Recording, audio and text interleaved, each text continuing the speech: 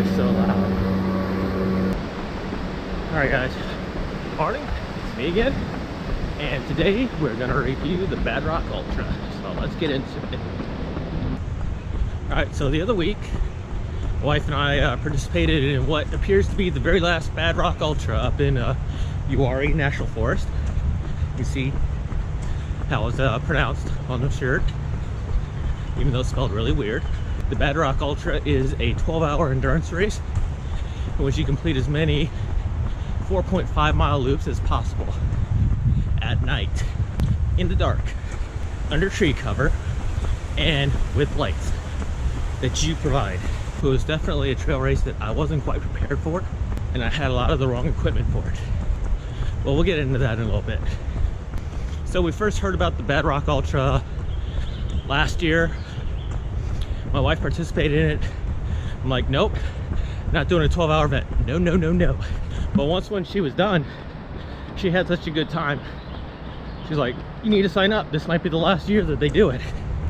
So we did. And registration included the camping fees. So we got to stay overnight. So we headed up to Uweharrie National Forest the day prior to the race to set up camp. Had a nice relaxing day. Packet pickup for the race happened at the campsite. We met Richard, the race director. He was hanging out, looked us up, handed our bibs, gave us a brief overview of what to expect, and we waited for the other race participants to trickle in. What's funny is there was another race that was going to happen that day too. The North Carolina Adventure Race Series. So I got to hear a little bit about the adventure race, which was not a part of our race. The Adventure Race Series involved cycling, off-road cycling, so trail biking, kayaking or canoeing, and running, and orienteering. So to prepare for the Bad Rock Ultra, I grabbed my New Balance shoes, my New Balance running shoes, because as much as I love my on shoes, I knew this was a trail race, and I didn't have their trail shoes, so I was worried that my road race shoes, like my Cloud Flyer, and even my Cloud Edge, I was worried those things would pick up rocks like crazy. But the bad thing with my New Balance shoes is there's basically no protection on the top of the shoes. So you gotta make sure you have a good pair of trail shoes, which I did last year. I would have had a phenomenal pair for this race, but I wore the hell out of those things. Another thing you will need out there, or for an overnight trail race, is proper lighting.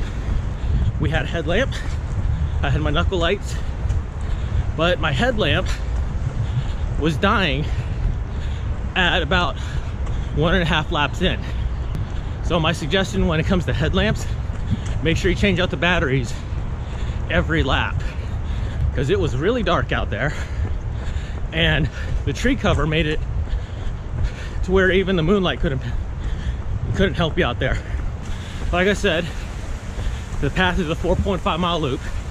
Strava couldn't tell if it was a 4.5-mile loop or not. Out of my 3 loops that I did, first one was 4.9, second was 4.7, and the last one was 4.5. But I ran the same area the entire time. I didn't get lost. I didn't run extra. It's just signal was really bad out there. There were about 36 participants in this year's Bad Rock Ultra. That's about half the number from last year. And even the adventure race had about half the numbers they did last year. Apparently there were a lot of big races for trail runners and ultra runners up and down the coast. Listen to that water. It's going a little faster because it rained last night. So even though we had only 36 participants, we all felt pretty tight. For the first loop, I was running with 1 or 2 different groups out there. In my groups, it ranged from like 3 other runners to 6. And I learned later on, all those guys just kept going on and on. They like finished 40 miles each. The bare minimum you had to do for the Bad Rock Ultra was 3 loops. You had to complete at least a half marathon pace or distance. And since Amanda had to work early in the morning at the zoo, Riverbank Zoo had their baby gorilla. Go check it out. We had to cut our race time short. Now, to navigate the course, other than following the person in front of you, there were little markers in the trees. If you look at my Bad Rock Ultra video, you'll see I pointed out at least twice.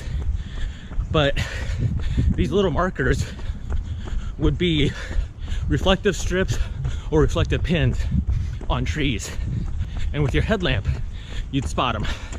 And depending on the intensity of your headlamp, you could spot them from quite a distance, which is again why you need to change your batteries out after every loop.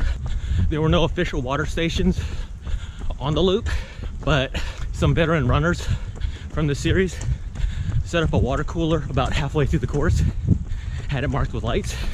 They even had a garbage bag out there to collect your water bottles once when you're done. Good morning. But the only official water and refreshments you were gonna get was when you checked in, when you saw the race director up at his tent.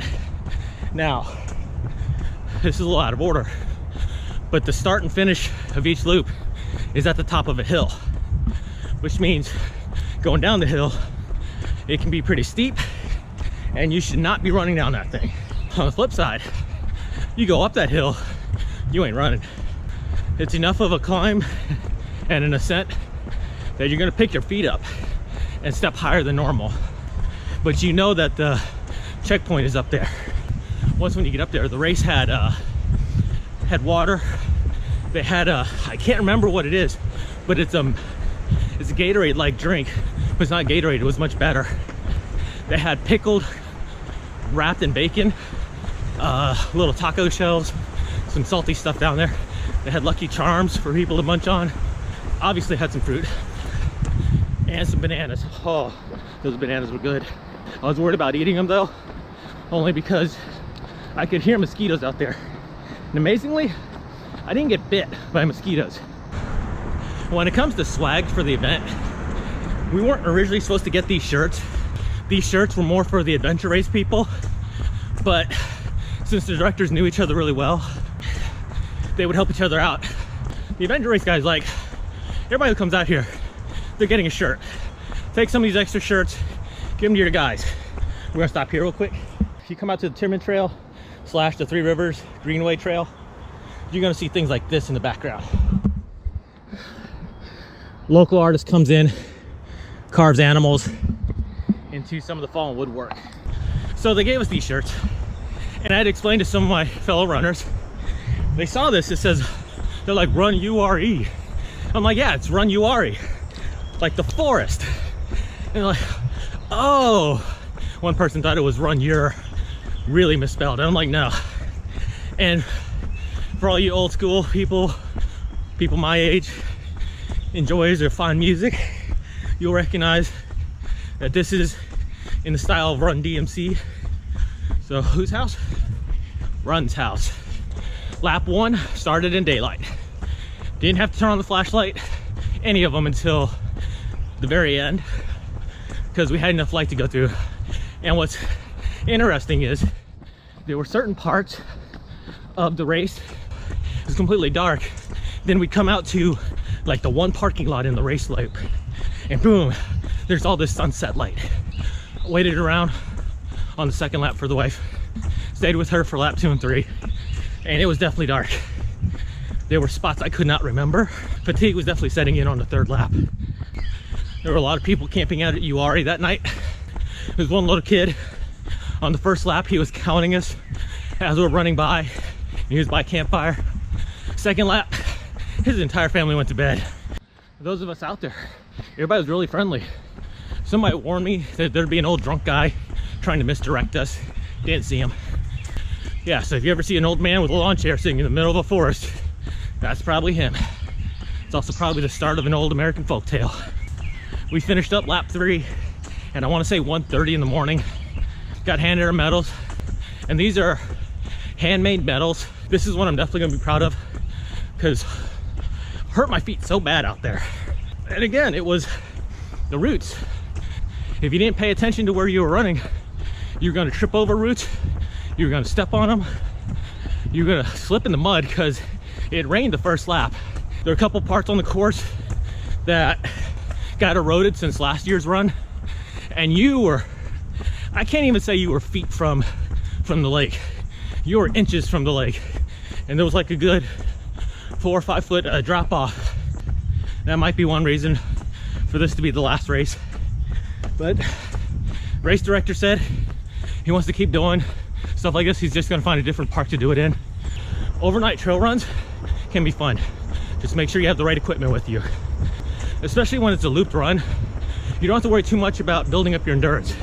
You have to make sure your feet are taken care of, you can see, and you have water with you, because I didn't run with a vest. If you notice that this is a different area that I'm running, it's still part of Timberland Trail. It's just, my original spot was gonna be the Riverfront Canal area, but that's closed for the next 3 days, and I don't know why. So if you're into ultra running, trail runs, and overnight races, go ahead, let me know down below what you like about them, what you find interesting about them. If you like this video, go ahead, comment, share, subscribe. We all need them subscribes. Thank you, YouTube, for that. All right, until next time, bye.